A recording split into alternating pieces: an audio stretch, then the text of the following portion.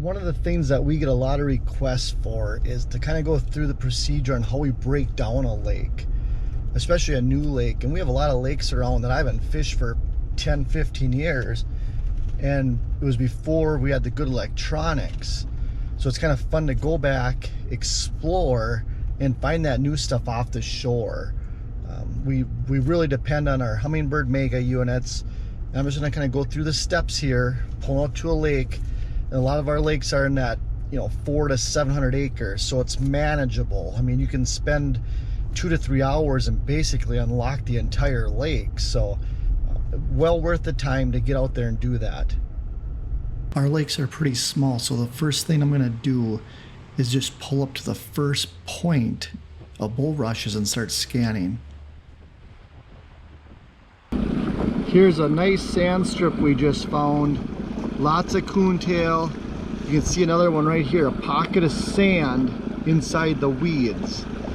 Those are perfect spots to check out. You can just throw a jig in there, a Senko, do whatever. But a lot of times those fish will be either tucked in, waiting to see something, or they'll just be milling around on those openings.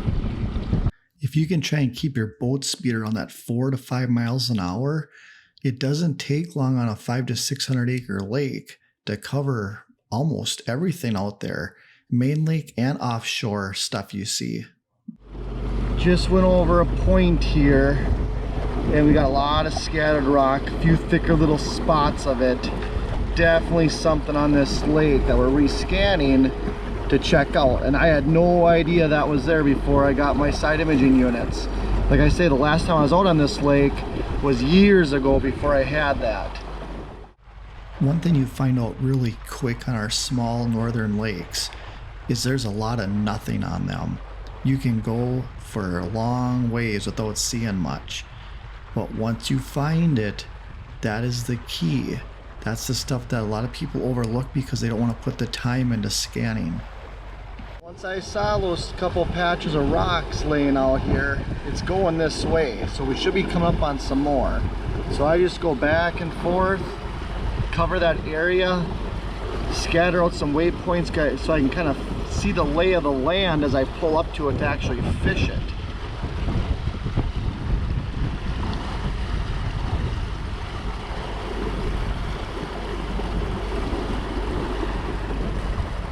Okay, so here's a perfect example. I made another pass. I went out too far.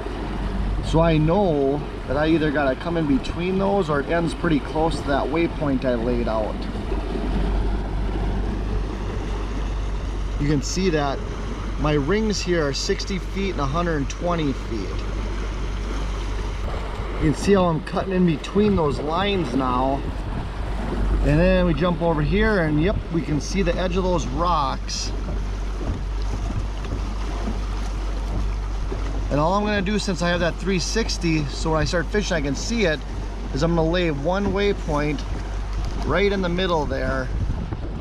And that's all I'm going to do. I don't need to mark a whole bunch of stuff. So. It's tempting to stop and fish something when you find a really cool looking piece of cover or structure. But I tend to keep going and scan as much as I can and try to find more spots. That way once I stop, I have a whole bunch of areas to go and check out all at the same time. So you can see I like my settings here. When I'm scanning new stuff, I'm always around 100. I mean, if you don't have a contour map and you just spread out a little bit, you can go 125 or more, but I like to do 100. If I see some stuff, I want to get a better view, I just simply turn around, go back over and set it down to like 75 feet. But basically, to me, rocks are rocks. If I see rocks like this on 100 feet, I know they're there. I lay a waypoint on them. I have them. So when I pull up with my 360, I see those right away and I know exactly where to cast. After scanning out the lake, there's 3 or 4 obvious spots that had offshore rocks, some weeds, and look really good for holding fish. I have a Megabass Destroyer Warhammer and an Irachi Atlas rod, both rigged with 3/4 ounce jig heads and 5-inch Spark Shads. I love to pull up to these deep spots and start by covering them with this bait because I can cover water fast and if there's big fish on the spots, they almost always nail it.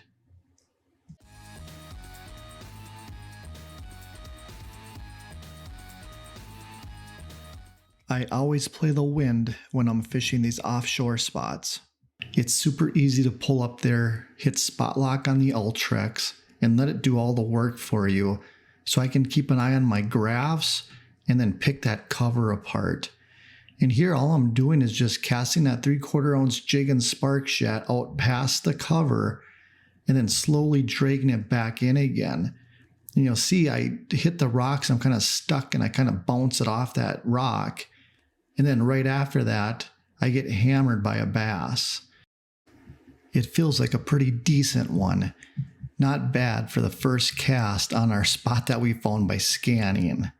If it was only that easy every time. Get out and map your local lakes. I've overlooked a bunch of lakes over the years because I used to fish them a lot when I was younger, before these advanced electronics. Now you can go out and side image and cover a whole lake in a couple hours, 2 to 3 hours of scanning, find the sweet spots, get in there and hit them. Then you can get on some really nice quality fish that you might have overlooked for a bunch of years. Okay, so we marked that spot out offshore. There's just a long line of rocks, a ledge. And you can see here, we laid all those waypoints down. Pulled up at the 360, and that's what it looks like. It looks even better sitting still with the spot lock on, and you can see it. It drops in about 8 to 10 feet of water here. We're up in about 5 to 6 on top of it. There's some coontail and weeds up over here. Sharp rock line. We found that spot scanning with the Mega on a lake that I haven't fished for years before my electronics. And I guarantee you at some point in the season, a spot like this is going to be loaded with big fish.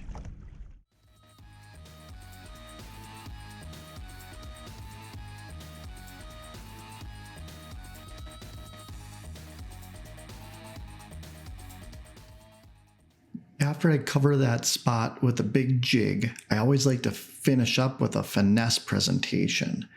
So I'm using this Megabass whip snake rod, and I have a drop shot tied onto it in a small little tube. Excellent lure to follow up once those fish shut off of that big jig, and you can pick a few off. You can see there, fish grabs it right away. I believe that was the first cast with that spinning setup. And again, it's a decent fish. As long as you use your jig and have it set correctly and don't horse the fish in, even with those small hooks on a drop shot rig, you tend not to lose very many fish. What's nice with that 360 is you can just keep sliding along that structure and cover and always see it and just keep moving down and casting and hitting new water. Now, a lot of times you find groups of fish. You might catch 1 or 2 here or there, but you move 20, 30 yards down that structure and all of a sudden you hit a wolf pack of 4 or 5 big fish. But super easy, super efficient to always watch that screen and just keep looking for some new water. This one here, again, just a big tank of a fish. Blasted that jig and Spark Shad. Launches out of the water, awesome. And just a heck of a fight. Look at that thing, that's an absolute dandy.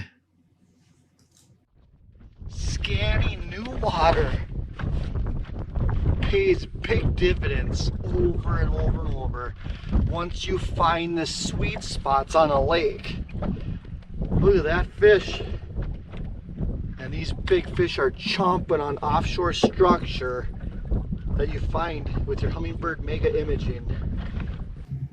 If you're fishing a lot of rocks and you're catching big fish, you always have to check your line and make sure you retie. I found a couple nicks, so I'm retying my jig on. San Diego jam knot, 20-pound fluorocarbon. Cut a little bit off the head of that Spark Shad, butt it up to the head, super glue it on, let it dry for just a little bit, and you're ready to go. One last cast here on this spot before I have to wrap it up for the day. And as I'm coming along here, all of a sudden you see my jig get hung up in the rocks. I'm hung. Then watch this. It comes out of there and the fish grabs it. And it feels like another really good fish. So what a super way to wrap this day up by hammering all these big fish on some new offshore spots we found by scanning.